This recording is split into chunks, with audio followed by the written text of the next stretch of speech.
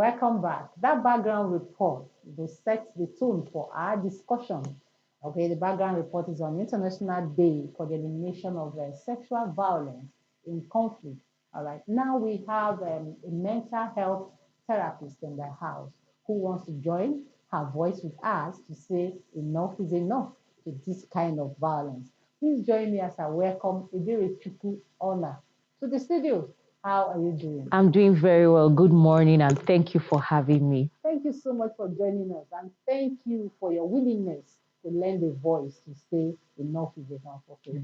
Now, let's, as a woman, what is your, would like to use the word feeling or take about the violence? Because for me, the women involved, they have gone through a lot. In terms of conflict, most of them, a lot of them lose their children, their husbands, and then imagine those who are supposed to protect them or go to help them, raping them.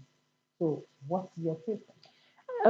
For me, as a woman, I see it as a show of aggression, a show of power, that you have a form of power above this person, and probably because when a woman is abused, sexually abused, because the male has some form of physical power above the woman, and they use it against them, to suppress them in that, in whatever form of conflict. So it's gross inhumanity. That's just it. It's abuse of power, abuse of it's. There's no way you explain it that it's even goes anywhere. Like, even I have one or two clients, when they share their stories with me, it gives me goose pimples. There's no way I hear it and hear it again that I ever get used to the abuse that people go through in conflict. Let's look at this year's theme. Okay, the theme says bridging the gender digital divide to prevent, address, and respond to conflict-related sexual violence. What's your take? I really love it because it's bringing the concept of a digital awareness, digital, because almost everything is going digital. One of the things I was, researching was the statistics. And the problem with it is that even with the statistics that is recorded, the last recorded date of such is 2014 from what we see digitally. So a lot of people go through it and they're unable to share their experiences. They're unable to talk about it. We don't keep records. Yeah. So with this digital, advocacy, gender digital divide, to bridge it, it's a way of making sure that people that obviously there is a mass use of social media and digital, awareness, so that people can begin to see what is going on, around the world, and especially here in Nigeria. And it's also a way for us to get help, because there are helplines, but people feel, if I call this line now, what is there going to be anything different? Or when we begin to, create that awareness, it's also a platform. The digital space is a platform for us to reach more people, and is also a platform for us to educate more people. Okay, now, just like you said, the conflicts, most times they are well documented. Yes. But there's this part that is not documented, this cruelty, Yes. is unspoken. And we find out that because of that, the perpetrators are not brought to book. And there's no protection for these women. So what's your take? As a mental health therapist, one of the things that I advocate for, besides helping these women that have gone through these things get incorporated into the society, is also necessary to bring those people to, like, every perpetrator. Giving amnesty shouldn't just be thrown away like what they did was just violence, general bombing and whatever it is that they did.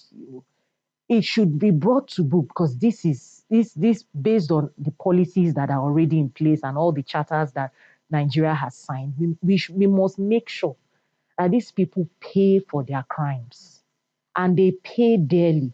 One of the ways we can do this is, aside from just saying, okay, that they have committed this crime, as in legally, what exactly have they done? How many people did they do this to? What was the intensity of what they did? Because sexual violence is not, it abuses, it doesn't just affect the body, it affects the mind.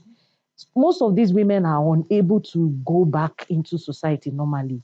They live with PTSDs, not just because they were probably, abused, or because they feel that there is no safety. A lot of times we incorporate them, and then when they go back and they see the way we treat their perpetrators, it actually harms them more than what they even went through, because they feel I'm not safe anymore. And we have records of suicide, that suicide cases, and a lot of people that end up feeling like they're hopeless. And what am I living for? To watch my daughter being molested, or to watch a lot of people go through. So understand, talking about it, which is part of what we're doing here, shouting about it, advocating for these people to be brought to book. Like, not when we go to report this case, maybe in the police, and they say, oh, it's family matter. Oh, there's nothing we can do. There is a lot we can do. Okay. Okay, Yes. now let's begin to look at the survivors. What kind of, what would I call it? What kind of help, assistance, services do you think we should render to them to help? I know it's not going to be like they won't get themselves back 100%. Mm. As a mental therapist, you just said it. But what can we do? What can we do? What can the government do? What can we We do as as individuals individuals, to assist as them? civilians, as individuals, one of the things we can do is empathy. Not just stigmatizing them and feeling, oh, there's that pity. There's a difference between pity and empathy. Empathy is, I understand what you've been through, and not categorize them as these are the ones that were.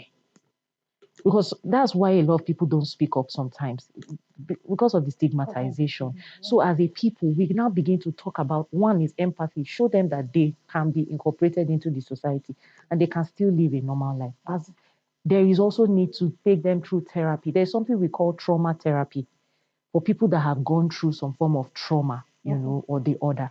They can be passed through that therapy. And of course, there are relocation, safety, not just bring them out and just keep them in a camp or something, because those things keep repeating over and over. Okay. And sometimes they begin to experience Stockholm syndrome, where they get attached to their abusers and all that. So there is actually necessity for them to go through. Obviously, I'm a therapist, so I will talk about it.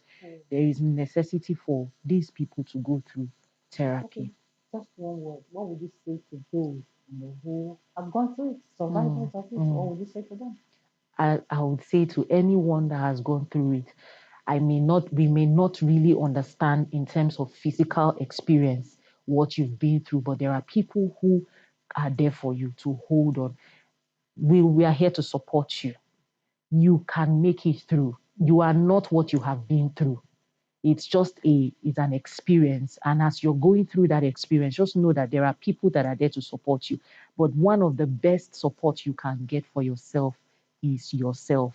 So investing in yourself, in becoming better, and in growing above it, and using your voice, adding your voice to the millions of voices that are speaking against every form of sexual violence in conflict. Thank you so much. As I listen to you and then watch you, I see that you're speaking with passion. Because, like you said you have clients who have gone through. So I want to say thank you so much for lending your voice to say enough is enough. And all of us here in NTA Channel 5 Abuja, we are saying enough is enough. And to the women, the survivors, we want to encourage you. There at times they say when you go through some certain things, you just get up, you don't just remember, dust your bum bum, and then move on. Thank you so much. Thank you. We've been chatting with the mental health therapist, Ebere Chuku Ona. Okay, and she's talking to us about today being the International Day for the Elimination of Sexual Violence in Conflict. The program is still Good Morning Abuja. Please don't go anywhere. We'll be right back after now.